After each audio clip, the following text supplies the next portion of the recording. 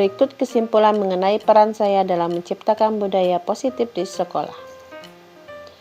Seorang guru yang baik harus memiliki kemampuan menciptakan budaya positif di sekolah. Budaya positif tersebut dapat diwujudkan melalui penerapan konsep-konsep inti seperti disiplin positif, motivasi perilaku manusia, hukuman dan penghargaan, posisi kontrol, restitusi, keyakinan kelas, dan segitiga restitusi dalam menyelesaikan masalah. Yang pertama, disiplin positif. Disiplin positif. Cara penerapan disiplin yang bertujuan untuk menumbuhkan kesadaran serta memperdayakan peserta didik tanpa imbalan, penghargaan atau reward, ancaman, dan hukuman. Disiplin positif dapat menciptakan peserta didik yang memiliki disiplin diri sehingga mereka berlaku mengacu pada nilai-nilai kebajikan universal dan memiliki motivasi internal dalam perubahan perilaku ke arah yang lebih baik. Yang kedua, guru harus memahami motivasi perilaku manusia. Terdapat 3 motivasi perilaku manusia: untuk menghindari ketidaknyamanan atau hukuman, untuk mendapatkan imbalan atau penghargaan dari orang lain, dan menjadi orang yang diinginkan dan menghargai diri sendiri dengan nilai-nilai yang dipercaya. Apabila motivasi untuk menghindari ketidaknyamanan atau hukuman, serta untuk mendapatkan imbalan atau penghargaan dari orang lain, maka motivasi itu muncul dari luar diri murid, atau motivasi eksternal. Dan apabila menjadi orang yang diinginkan dan menghargai diri sendiri dengan nilai-nilai yang dipercaya, maka motivasi itu muncul dari dalam diri murid atau motivasi internal. Yang ketiga, posisi kontrol guru. 5 posisi kontrol guru dalam program disiplin yang berpusat pada guru menurut Diana Gosar. 1. Penghukum. 2. Pembuat rasa bersalah. 3. Teman.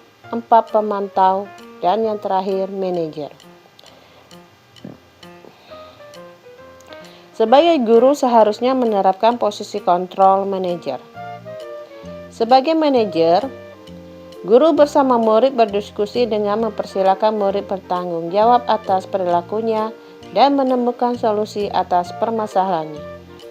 Posisi manajer mengacu pada restitusi yang menjadikan murid sebagai manajer dirinya sendiri sehingga tercipta identitas positif. Yang keempat, membuat keyakinan sekolah atau kelas. Guru berperan dalam mewujudkan terbentuknya keyakinan sekolah atau kelas dengan kesepakatan antara guru dan murid. Pembentukan keyakinan kelas yaitu dengan cara 1. Bersifat lebih abstrak. 2. Berupa pertanyaan-pertanyaan universal. 3. Pernyataan keyakinan kelas dibuat dalam bentuk positif. 4. Keyakinan kelas hendaknya tidak terlalu banyak dan mudah dipahami oleh semua warga kelas. 5. Semua warga kelas ikut berkontribusi dalam pembuatan keyakinan kelas. Dan yang terakhir, bersedia meninjau kembali keyakinan kelas dari waktu ke waktu. Yang kelima yaitu kebutuhan dasar manusia. Ada 5 kebutuhan dasar manusia yaitu bertahan hidup, kasih sayang, penguasaan, kebebasan, dan kesenangan. Yang keenam yaitu penerapan segitiga restitusi dalam penyelesaian masalah. Guru yang berperan sebagai manajer menerapkan segitiga restitusi dalam penyelesaian masalah melalui 3 tahap. 1. Menstabilkan identitas. 2. Memvalidasi tindakan yang salah. 3. Menanyakan keyakinan. Dengan tujuan mengarahkan murid menjadi pribadi yang mandiri dan bertanggung jawab. Keterkaitan materi budaya positif dengan filosofi Ki Hajar Dewantara, nilai dan peran guru penggerak, serta visi guru penggerak yaitu dengan menjalankan budaya positif di sekolah, maka guru mampu menghadirkan pembelajaran yang berpihak pada murid dan menuntun sesuai kodrat murid. Budaya positif dapat terwujud jika seorang guru memiliki nilai dan peran guru penggerak, di antaranya berpihak pada murid, mandiri, inovatif, kolaboratif, dan reflektif. Guru perlu memiliki visi agar dapat menjadi pendidik yang baik. Visi dapat tercipta jika terukur, konkret, dan sistematis. Untuk mewujudkan visi, guru perlu menggunakan metode IA dan prakasa perubahan melalui Bakza. Jika tahapan Bakza diimplementasikan, maka akan terbentuk budaya positif di lingkungan sekolah. Refleksi. Disiplin positif merupakan kemampuan diri sendiri untuk mengontrol dan menguasai diri dalam melakukan nilai-nilai kebajikan dalam tindakannya. Teori kontrol yaitu kita hanya dapat mengontrol diri sendiri dan tidak bisa mengontrol orang lain. Teori motivasi yaitu untuk menghindari ketidaknyamanan atau hukuman, mendapatkan imbalan atau penghargaan, menjadi orang yang mereka inginkan. Hukuman, sebuah cara untuk mengarahkan tingkah laku yang berlaku agar sesuai dengan tingkah laku yang ada. Penghargaan, sebuah bentuk apresiasi terhadap sebuah pencapaian tertentu.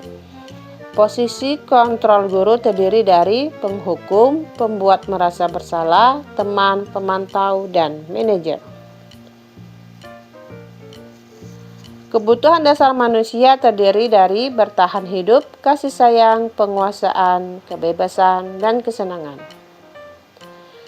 Keyakinan kelas yaitu nilai-nilai kebajikan universal yang telah diyakini.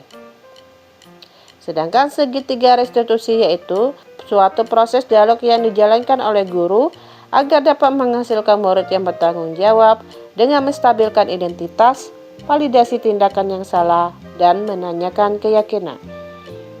Hal yang menarik bagi saya di luar dugaan adalah saat saya mempelajari motivasi perilaku manusia berupa penghargaan. Ternyata penghargaan dapat merusak hubungan, mematikan kreativitas, menurunkan kualitas, dan bersifat menghukum.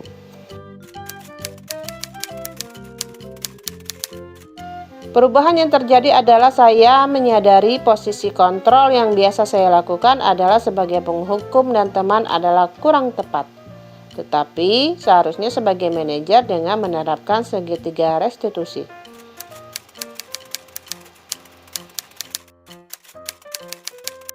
Saya sering menangani siswa yang datang terlambat saat piket dengan menggunakan langkah-langkah dalam segitiga restitusi.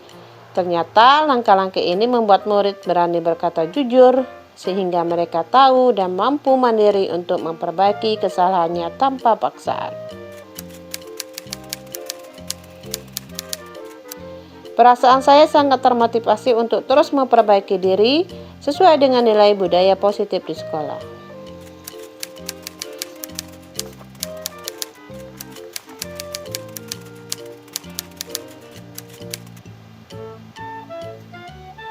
Menurut saya, hal yang sudah baik adalah munculnya motivasi internal murid untuk melaksanakan budaya positif sesuai nilai-nilai kebajikan yang diyakini. Adapun hal yang perlu diperbaiki yaitu posisi kontrol guru yang harus menuju posisi manajer.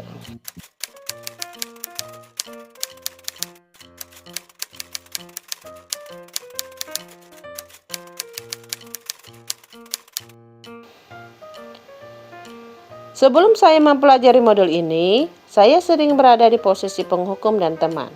Perasaan saya saat itu, saya merasa benar, karena harapan saya murid dapat lebih disiplin dalam menerapkan budaya positif.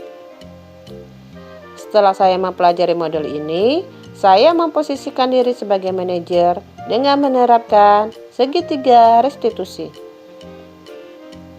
Perasaan saya sekarang merasa bangga pada murid saya, karena mereka lebih bertanggung jawab dalam bersikap dan menyelesaikan masalah.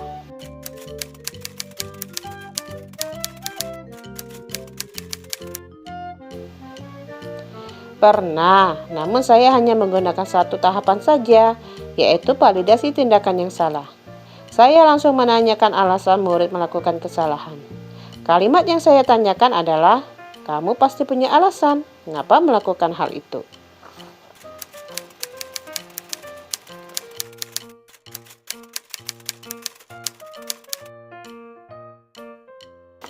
Menurut saya, hal lain yang penting untuk dipelajari dalam proses menciptakan budaya positif di lingkungan kelas maupun sekolah adalah pentingnya kolaborasi antara orang tua dan warga sekolah mengenai keyakinan sekolah atau kelas agar menjadi kebiasaan di lingkungan sekolah atau di lingkungan dimanapun.